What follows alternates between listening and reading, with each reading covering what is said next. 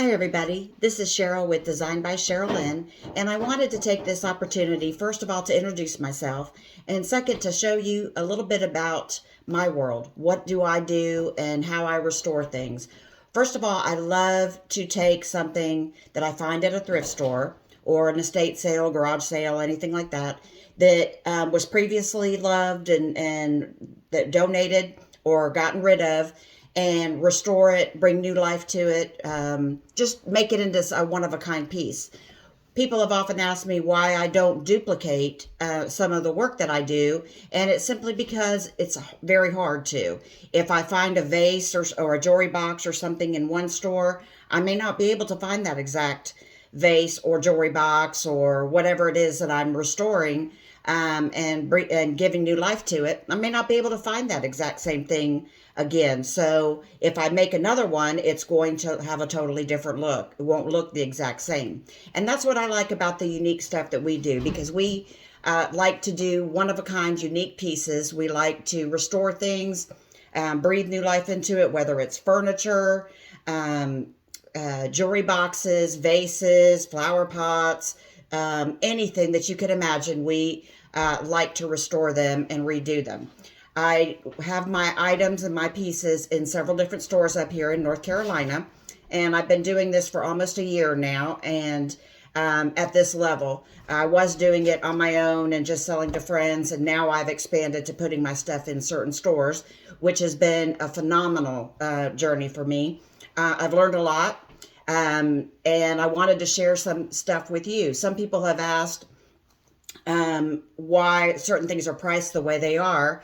And my answer is because we do something that is unique that you can't just buy at your box chain store, your Walmart, your Targets, whatever. The things that we as artists do are one-of-a-kind designs. We make them to where you can't duplicate them.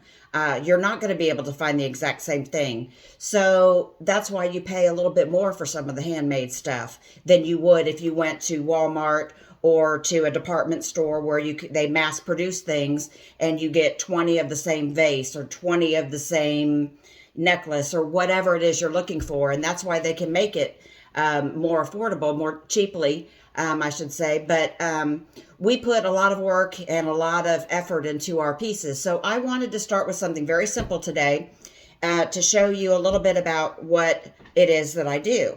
I do restore a lot of jewelry boxes. I've custom done several for multiple people. I've redone furniture for people, restored vases. I've made jewelry out of resin. I've done quite a bit of stuff, and I have to say that it's a lot of fun. It's very tiring sometimes, and it's very frustrating, especially if something doesn't turn out just like you want it to. But that's okay, because that's part of the learning process. But I just wanted to start with something very simple today to kind of give you an idea of what it is that we do. So I'm going to start out with a mold, a very simple mold. I'm not going to show you start to finish of what the whole process is, because that wasn't the purpose of this video. I just wanted to give you a taste of what it is, the amount of work that goes into making something that you would see on a store shelf, for example. So with that being said, I'm going to do a very simple mold that I'm going to make out of resin. And I use, the resin I choose is the 10-Minute Cure amazing Annulite casting resin. I like to use this one a lot because it cures in 10 minutes, and I can go off and do something else, or I could be prepping another part of my design or piece, whatever I'm making, while this is curing. But I use this for a lot of my stuff. I don't use it for jewelry. I typically use a different one, the UV resin, when I do my jewelry, and I'll do a different video on that later. But this is the one that I choose to use.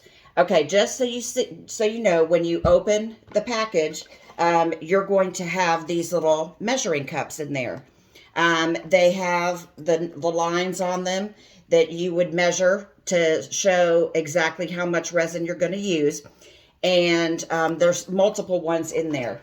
I typically, when I'm doing a lot of work, resin work, I have a silicone measuring cup that I use.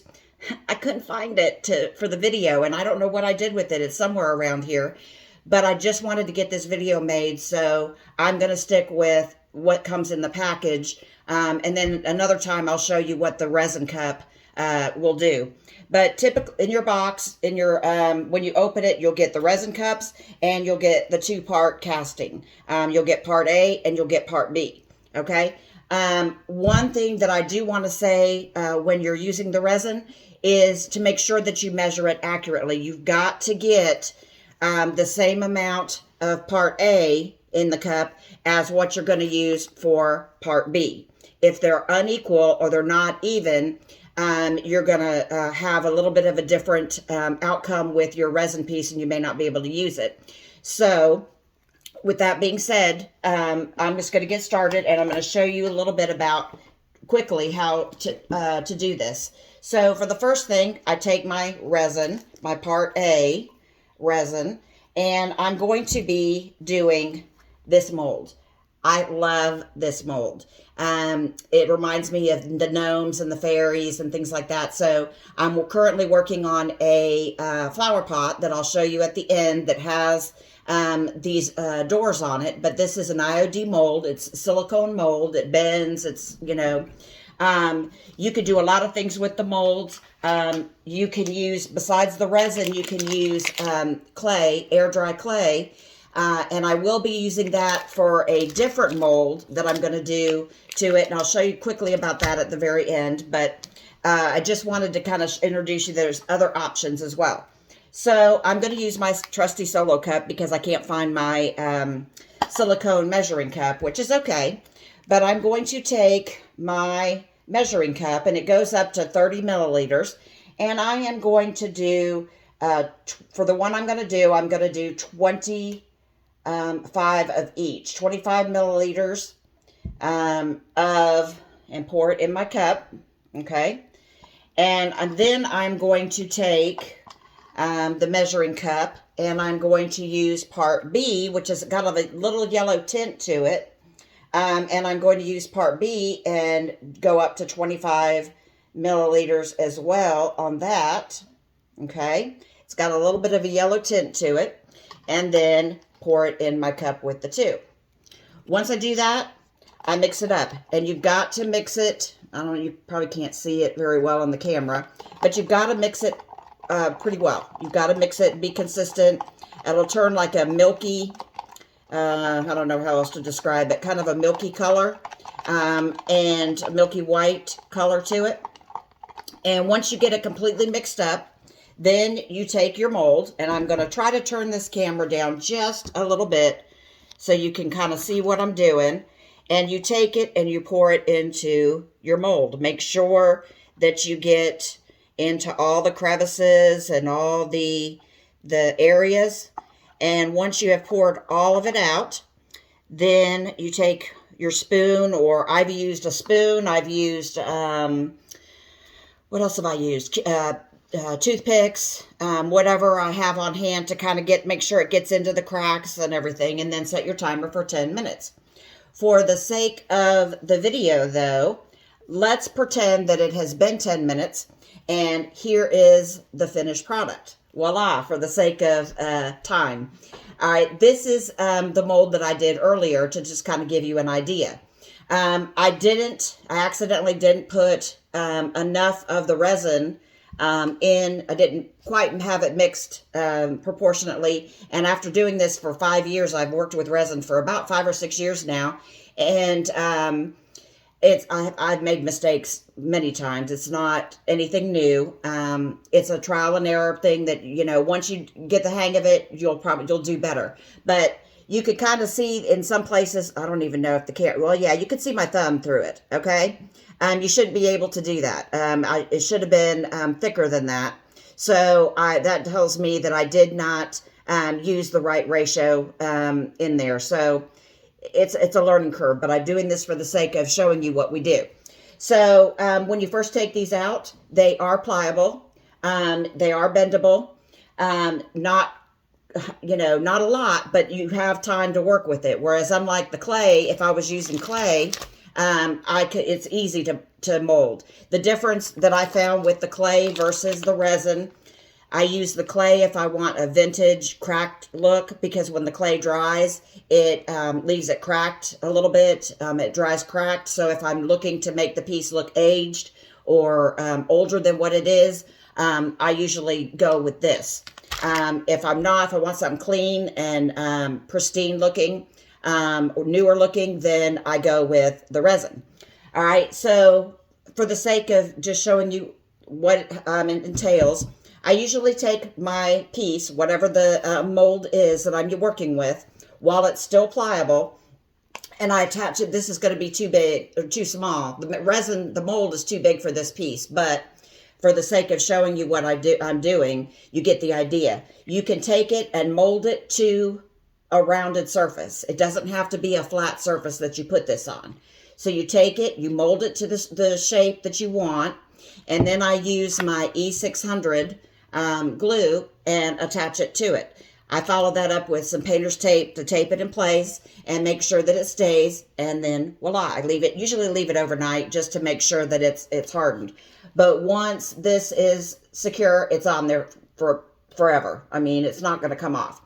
One thing that I do like about the resin that you can do is, if for some reason, let's say I wasn't able to get to this and I had it hardened on me and I couldn't get back to working with it, you can heat it up. I usually use my blow dryer or something to, I don't have a heat gun yet, but that's on my wish list of things to buy. But use my blow dryer, and let's just, if it wasn't attaching all the way, let's just say for here, it didn't attach all the way, I can reheat the mold, take my blow dryer, get it hot, and once it's hot, then I can press it down again with the glue and retape it, and it should stay just fine. And you could take your blow dryer and go all the way around it and whatnot, and you have a wonderful piece. The nice thing about things that we do to dress things up, I can take something simple like this flower pot, and turn it into something that you're not going to find at your regular stores. You're not going to find something that you'd find it in a gift shop, or you'd find it in a art studio or things like that. But you're not going to find stuff that we do as artists on your everyday store shelf. So that being said, this is, with the molds that I just showed you, this is the flower pot that I'm working on right now. I have taken this flower pot. It was a plain old clay pot, painted it with my Dixie Belle paint, and I'll do another video to show you step by step on how I did all that. But I just wanted to do a short 15-minute video to kind of explain how it's more than just slapping a coat of paint on something to make a one-of-a-kind design. It's not going to be something that is easily duplicated. I took my molds, I made them, I added the moss to them in different parts. Here's a butterfly mold that I made, and another door, and then on this side another butterfly and another door. As you can see, I'm not 100% finished with it. I've still got some more things to do that I want to do to it. It's not completed. Once I get it all where I want it, I can add different kinds of waxes. You can add the waxes to it with a dab brush. They come in all kinds of containers, all shapes and sizes, colors. I mean, anything you could imagine. You can add embellishments, anything like that to it. I'm going to leave it the way it is as far as using just my waxes and taking my dab brush and getting the color in there that I want. I still have, I didn't have all the colors that I wanted to do to some of the doors, so I got to go to the store and buy what I need. But when this is all said and done, it'll have a nice plant in it, a nice decor, and it'll go into one of the stores. The last thing I want to do to it is I'm going to make letters to go around, and it's going to say Home Sweet Home. And I'm going to use this mold that I just recently acquired with lowercase letters, and I think I'm going to do it with the clay. So as you can see, there's a lot of work that goes into being a artist who redesigns things, who restores things, fixes things up, makes unique pieces. So I just encourage you to support local artists. Support your local artists in your town. I want to do some more videos with some of my other artist friends for Pink Dream Studio and some other places that I'm working, and post them on the store pages so that the customers and the people who go in the stores have a chance to see us, to meet us, number one, and to also see what it is we do. And I'm going to do some different things with the different stuff that I do with the jewelry boxes and the flower pots and the vases. And I just want you to get an idea of how much work goes into something, so you know you're getting top quality work. You're not getting just somebody who throws a coat of paint on something and puts it on a store shelf and says, okay, you know, it's done. There's a lot more to it than that. And I just want to show you why I love doing what I do. So I hope you enjoyed this video. I'm going to post it on Pink Dream Studios page and get started with that. I'm also going to share it on my own personal page just to get some feedback. This is the first time I've ever done a video like this. I'm typically behind the camera. I'm the one who's videotaping everybody else and videotaping all the comings and goings of all the events that we do. And this is the first time that I've been in front of the camera, so I'm a little bit nervous and not quite sure. My confidence isn't quite where it needs to be, but I'll get better the more I do these. But anyway, I just wanted to say hi and to let y'all know that I love you guys, and I thank you for the support. Thank you for purchasing things that I've made, and I just look forward to doing more and more. If you have ideas of things that you want to see me try, please comment on the video. Let me know, let our other artists know as we post other videos of what you would like to see them do, because everyone has their niche. You know, not everyone does the same thing, which is really cool. That's what I love about it. So anyway, y'all have a great night, and we'll see you next time, okay? Bye.